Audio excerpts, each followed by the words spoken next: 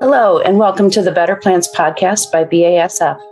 On this episode, we'll be talking to Jen Browning of BASF about integrated pest management techniques for mites and thrips. Hello, I'm Robin Sitberg, Senior Custom Content Editor for Meister Media Worldwide, publisher of Greenhouse Grower Magazine.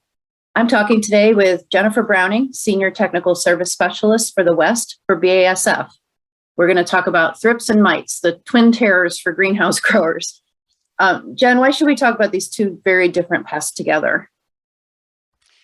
Well, Robin, mites and thrips are two pests that put a lot of pressure on greenhouse growers right at the peak of their seasons, and especially for color growers or anyone who's growing things with flowers, even experienced growers, even operations that do everything right. These two pests give everyone a run for their money. Are there some techniques growers can use to sort of proverbially kill two birds with one stone from an IPM perspective? Because I know they are different biologically. They sure are. So some techniques that can help for both of them are some cultural tricks. Things like spacing plants out so their canopies aren't touching helps in a variety of subtle and obvious ways. It can make it harder for mites and juvenile thrips to migrate between plants. It improves airflow and reduces the overall stress level of the crop. Another cultural method is blowers at entry points into greenhouses or between ranges, and this is to remove pests from crops and from people so they don't cross-contaminate or hitchhike into clean greenhouses. And then greenhouse screening isn't terribly popular in the United States, but it works really well for keeping your neighbors' thrips and even some mites from canopying into your houses from up above. And finally, chemically, when you do choose products, there are a few that will work on both mites and thrips.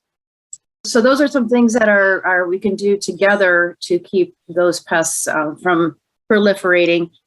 Let's separate them out a little bit now. What are some approaches for thrips in particular? So for thrips, they're going to be in a number of places in the crop, in the flower buds, feeding on the leaves and flowers and pollen, and then pupating in the media.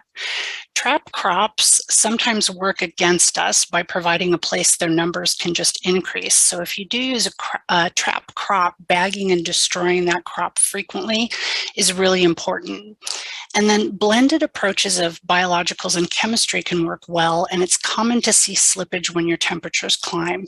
Like when people use nematodes in the spring or fall, they work to reduce numbers of thrips, but it doesn't work so great in the summer when programs tend to rely more on chemistry. So Bavaria products like Velifer fungal contact miticide insecticide can help all season long to reduce numbers. And then your heavy lifters during the summer might be things like Pylon, Mainspring, Aria, Conserve, and Azotin. Those might be your key rotations when pressure is heavier. Remember that Azotin is azadirachtin, that active ingredient from neem, and it provides some insect growth regulation, which is great for disrupting the life cycle. And of course, you're going to want to follow all the IPM protocols, such as rotating modes of action to prevent buildup of resistance and things like that, correct? Absolutely. Yep, you've got a lot of modes of action in that long list of chemistry. Good. Okay, let's talk about mites. Same thing. Are there any specific chemistries or approaches that will really be effective with mites? Yeah, so for mites, they are going to hit that exponential growth curve and multiply so fast at 85 degrees that you'll be up to your ankles in spider mites, for example, before you know it during the summer. So this happens a lot when new material comes in contaminated, and with just a few females and their little families, you've got a lot of spider mites really quickly. So here's another shout out to growth regulation to manage difficult pests. The active ingredient etoxazole, which you find in Tetrasan or Beethoven TR, works as a mite growth regulator to disrupt their life cycle.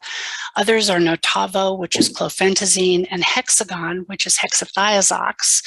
When you're working with mite pressure, make sure to include one of these growth regulators in your program. They're all in the subgroups Mode of Action Group 10.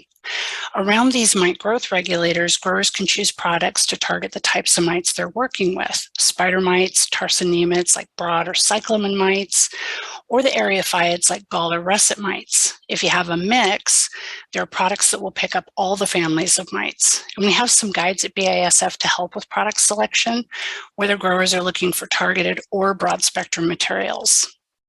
Okay, that visual you said of being up to your ankles in spider mites is a little bit disturbing. But let's hope that doesn't get that way after listening to your advice.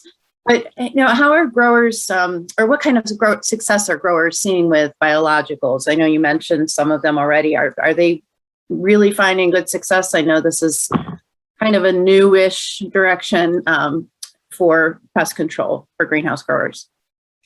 Robin, it feels like the pendulum swings, like some years it feels like everybody's really into it and we've got a lot of new adopters and a lot of people who are having success.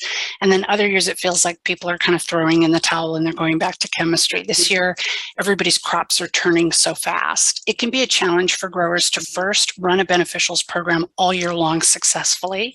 And second, to find products that will control some species and leave others alone.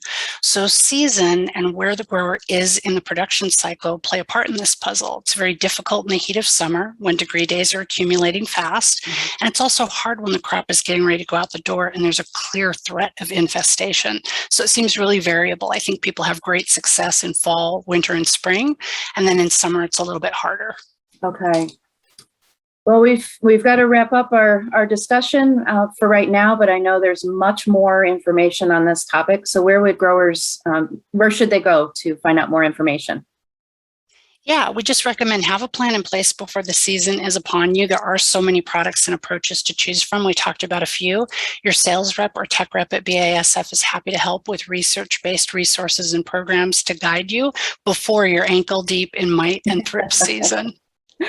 Thank you, Jen. This was really informative and helpful, and best wishes to growers as they go into fall. Thank you. Thanks, Robin. Thanks for listening to the Better Plants podcast by BASF. Always read and follow label directions. Intrinsic, Orchestra, Pageant, Sultan, Bellifer, and Ventigra are registered trademarks of BASF.